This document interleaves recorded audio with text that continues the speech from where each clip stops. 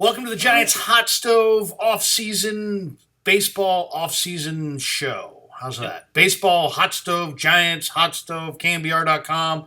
Well, you know what it is. It's Marty Larry and Larry Krueger talking off-season baseball. My favorite moment of the week, and Marty normally joining us from Mesa, Arizona, now clearly is not in Mesa, Arizona. He is in the islands, and he's on Periscope as we're doing this. He's periscoping our segment. Oh, Marty, it's a beautiful time. How are you? Happy New Year. Good to see you. Yeah, it's great. I love being here. I'm at the Hanalei Beach House, HanaleiBeachHouse.com. Trade out? And you know the song Puff the Magic Dragon? Yes. The mountain is right out here in the shape of a dragon. And that's how the song came about. Puff the Magic Dragon is the shape of the dragon is right to my right here. And we got the boogie board ready, and it's a nice week of vacation. It's nice. So, that's great. You look good, and I hope there's a lot of rain for you, and things are good. We're getting lots of rain. And there's a chance that I'll be rafting in August in Tahoe. Man, I'm crossing my fingers, Marty. I love a little rafting. That's good. So that's good. So, let's talk a little baseball. Jonathan Lucroy's name came up. Larry, you can set it up, but it came up a couple of months ago. The Brewers want to move him. He had a concussion last year. Which knocked him out. I think he played maybe 50 or 60, 70 games, something like that.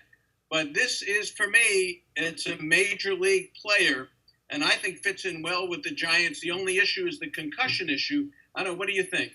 Well, it's an interesting name because Jonathan Lucroy is, a big-time offensive player, and he's signed for 2016 and 2017 at very beneath market dollars. So the cost in a trade is, you would think, is going to be substantial.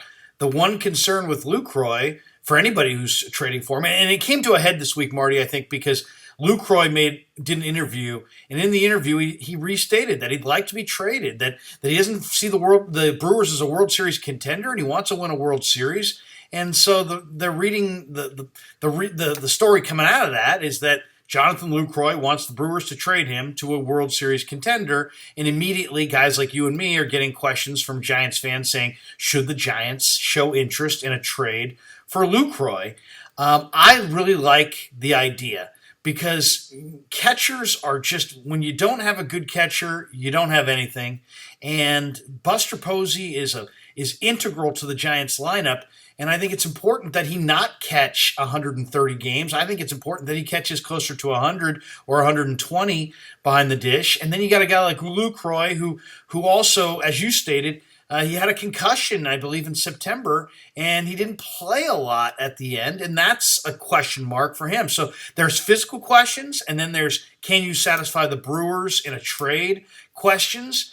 And then, of course, the other question is, would Lucroy and Posey be content sharing the catcher spot, and with Posey playing a little first, and maybe with Lucroy playing a little first, and maybe a little left field? Well, that's the issue. Let's start with that. What do the Giants do with him if you get him? Number one, he could back up Posey. And number two, when you look at great teams, and the Giants have potential here to be one of those great teams with the pitching, the way it's set up, and the youth getting another year of experience. Great teams have great players who can come off the bench.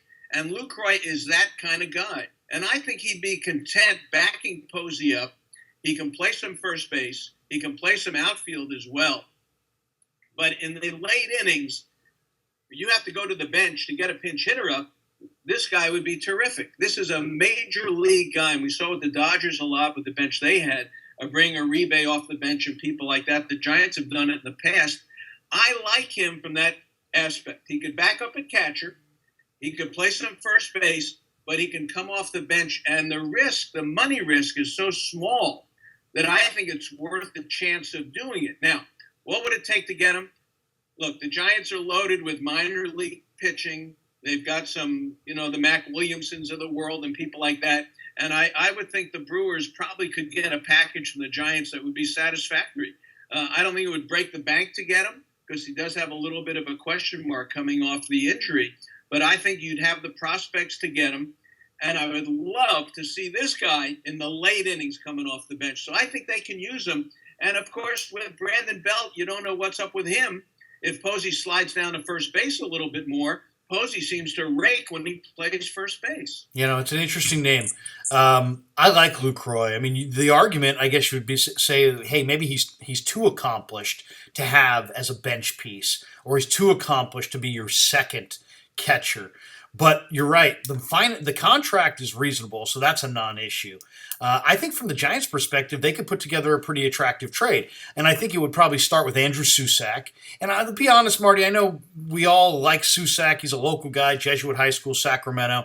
But I was a little disappointed in Susac's progression last year. And to me, he moved from a guy that I don't want to trade to a guy that I would be open to trade. And this would be an example of a place where I'd be willing to move him. I think if you could move him, maybe one of those outfielders between Williamson and Parker, and maybe a live arm or two, I think that would be enough to get Lucroy out of Milwaukee, and I would be all for it.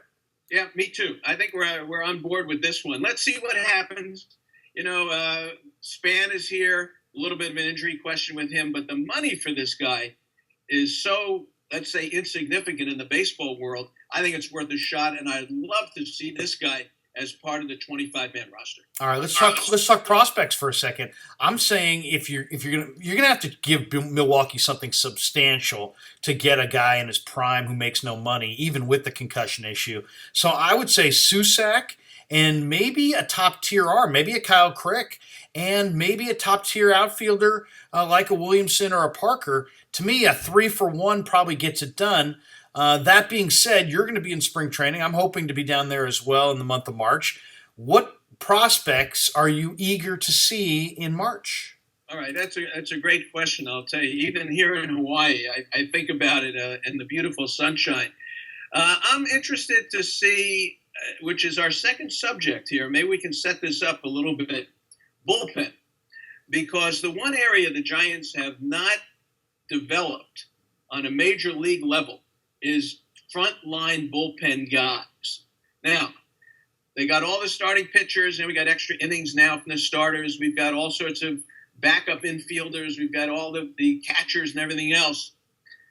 But what would happen if Casilla went down? What happens if Romo goes down? What happens if Lopez goes down? Now you got Strickland, you got Contos, you got Osich, which you and I talked about. I don't see that big major league arm ready to step in and take over. So it leads me to who do I want to see in spring training? And I made a list of it today to talk with you. And one is that Ray Black. Okay, Coach throws 100. He's the guy that throws 100. And last spring he was hurt early on. We never got to see him. I want to see Kyle Crick in spring training. You see what he brings as a short right-handed pitcher. Derek Law. Derek Law was the closer of the future until he had Tommy John surgery. He missed all of last year, really. He was awful at Richmond. But this is his bounce-back year. And he's an intriguing name, Marty, Derek Law, because he's got great stuff, and he's coming off the injury. But if he's healthy, he's going to be a viable candidate for one of those bullpen spots. This guy was going to be the closer. So I want to see him. Corey Garrett. Believe it or not, 29 years old. We saw him with the Giants last year. Sinker baller, kind of a sidearm, crazy-looking pitcher. But he's got some major league experience. I want to see Mejia. His name comes up all the time. Tyler Beatty. I want to see him pitch in major league games. Okert, we want to see him because of the Osich situation. And then, Larry, the one guy that you and I are going to talk about, Jake Smith. Jake Smith out of Campbell University. He is 25 years old, a right-hander. Minor league, last year, San Jose, outstanding. Minor league innings, 200 innings pitched, 270 strikeouts, 78 walks. This is a big-time arm. And those are the guys I want to see because the reason is, if anything would happen to the major relief guys, where do they go? So those are the guys I'd like to see. And I know the Arroyo we've talked about to death as well. Yeah, no, Arroyo, for me, Marty, is the guy. I talked to a couple baseball scouts who said that this guy's offense is coming very fast and that he's a major league bat right now and that he's going to prove it in March. And when they get into the Cactus League games, Arroyo is going to be one of the Giants' better hitters. And I talked to one scout who really believes that he'll break north with the club this year. I would say he's the guy that I'm most intrigued to see. The other name that you threw out that I'm really intrigued by is the lefty who had the 50-game suspension last year, Adalberto Mejia. Mejia's a big-bodied lefty who's got well above average stuff and has got a number of minor league seasons under his belt. He should be ready to break through. So I think Mejia is a guy that I really want to see. I want to see him go 2-3 innings and have control, and even in spring training, have the ability to put the ball where he wants to put it. And that's the key. You know, the whole thing, these guys can prick and throw as hard as he wants, but if it's a 2-1 pitch and he's got to paint that corner with a 2-1 fastball, he better be able to put it where he wants to put it. And Mejia is one of those guys. I want to see what he has. So those are the guys I want to see, and I think it dovetails into our second question, and that is what would happen if someone went down, you know, in the major guys. Now, Chapman was someone you and I both wanted as insurance, and he was cleared. Apparently, there's no charges being filed against him. So the Yankees obviously got a windfall with Chapman. So that's why you and I wanted Chapman for that reason. So I want to see these youngsters, see what they can do. You know, the interesting thing to me is also going to be the Giants brass, the front office in March. You named a lot of pitchers there. They have a pretty good inventory of depth.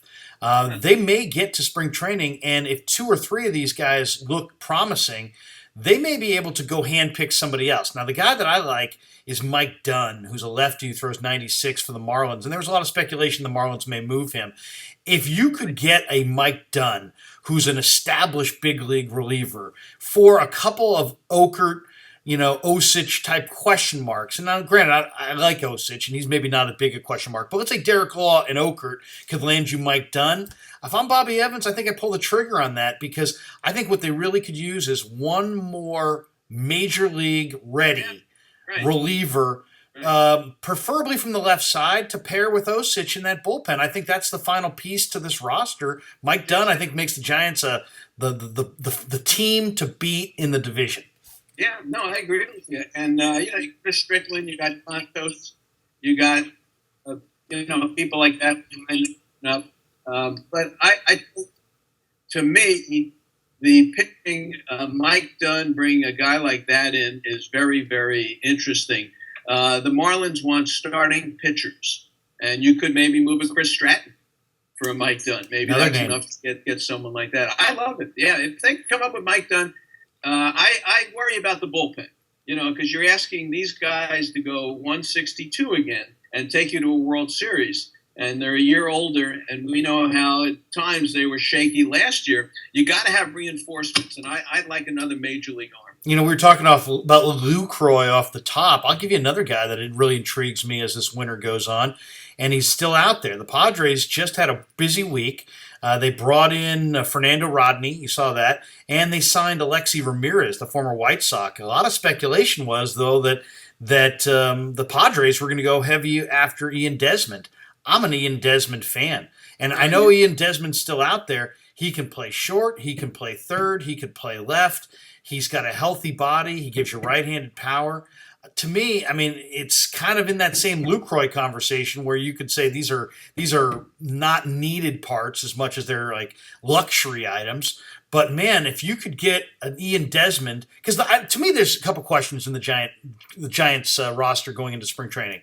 Who's going to be in the bullpen to round it out? There might be one spot available, and who's going to back up in the infield at shortstop?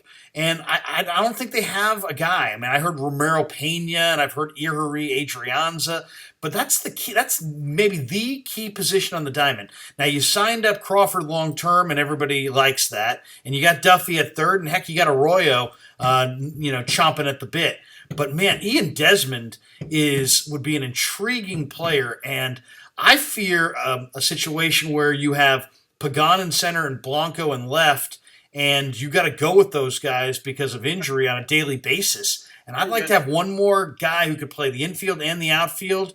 Desmond gives you that right-handed power.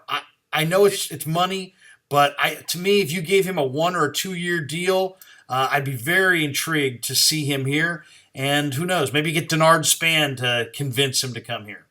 Yeah, I don't see it for the money. It's like Cespedes. The Mets are talking about, maybe a 1 year deal. On the Giants, I would say, Cespedes, here's $30 million for 1 year. $30 million for 1 year, and then after that, you can do what you want. And now it looks like the Nationals are the only team that wants to give him a 3 year deal. I still say if you want to give him a 1 year deal, Desmond a 1 year deal, or Cespedes a 1 year deal, it's within the ballpark.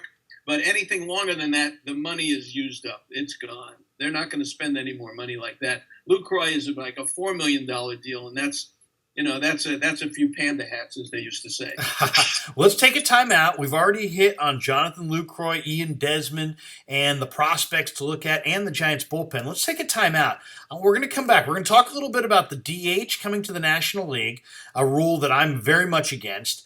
And Nick Cafardo had something that's really interesting that I want to get your thoughts on as well about the schedule and the rosters. And I thought it was really, really interesting stuff from last Sunday's Boston Globe Nick Cafardo Notes column. So we'll take a time out. We've got more straight ahead on KNBR.com.